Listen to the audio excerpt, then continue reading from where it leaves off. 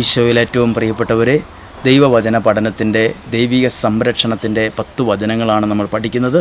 അതിൽ 6-ാമത്തെ ദിവസമാണ് ഇന്ന്.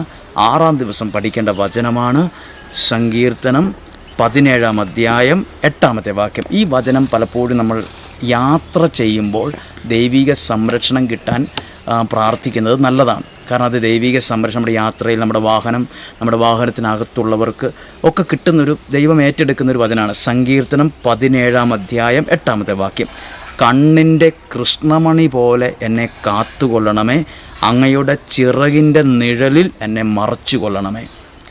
പ്രത്യേകിച്ച് നമ്മുടെ എല്ലാ യാത്രകളും ഈ വചനം പറഞ്ഞ് പ്രാർത്ഥിച്ച് ആ വാഹനം ഓടിക്കുന്ന ആളും വാഹനത്തിലുള്ളവരും നിങ്ങളുടെ കുടുംബത്തിൽ ഒരുമിച്ച് ആ യാത്ര ചെയ്യുന്നെങ്കിൽ ഈ വചനം പറഞ്ഞ് പ്രാർത്ഥിച്ച് സങ്കീർത്തനം 17:8 കണ്ണിൻ്റെ കൃഷ്ണമണി പോലെ എന്നെ കാത്തുകൊള്ളണമേ, അങ്ങയുടെ ചിറകിൻ കീഴിൽ എന്നെ മറച്ചു കൊള്ളണമേ. ഈ വചനം പറഞ്ഞ് പ്രാർത്ഥിക്കുമ്പോൾ തന്നെ നിങ്ങളുടെ യാത്ര ലക്ഷ്യസ്ഥാനം വരെയും ദൈവം ഏറ്റെടുക്കുന്ന അനുഭവത്തിലേക്ക് നിങ്ങളെ കൊണ്ടുപോകും. അപ്പോൾ നിങ്ങൾക്ക് ഉപകാരപ്പെടും. സങ്കീർത്തനം 17:8 കണ്ണിൻ്റെ കൃഷ്ണമണി പോലെ. എങ്ങനെയാണ് കണ്ണിൻ്റെ കൃഷ്ണമണി പോലെ എന്ന് പറഞ്ഞാൽ നമുക്കറിയാം, കണ്ണിൻ്റെ അടുത്തേക്ക് ഒരു ചെറിയൊരു അനക്കം തട്ടിയ കൺപോള അന്നേരം അടച്ച് കൃഷ്ണമണിയെ സംരക്ഷിക്കും. വളരെ ഭയങ്കര പെട്ടെന്ന് അടയും. നമ്മൾ സെക്കൻഡിലുള്ള അടയും.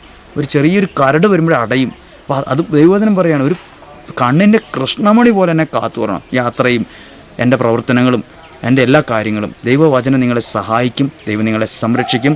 സങ്കീർത്തനം 17:8 കണ്ണിൻ്റെ കൃഷ്ണമണി പോലെ എന്നെ കാത്തുകൊള്ളണമേ, അങ്ങയുടെ ചിറകിൻ്റെ അകത്ത് എന്നെ മറച്ചു കൊള്ളണമേ. ഈ വചനത്തിലൂടെ സർവശക്തനായ ദൈവം നിങ്ങൾക്ക് സംരക്ഷണത്തിൻ്റെ ഭിത്തി ഉയർത്തിക്കെട്ടുന്നൊരു അനുഭവം ഉണ്ടാകട്ടെ. പ്രാർത്ഥിക്കുന്നു. ദൈവം നിങ്ങളെ സഹായിക്കട്ടെ.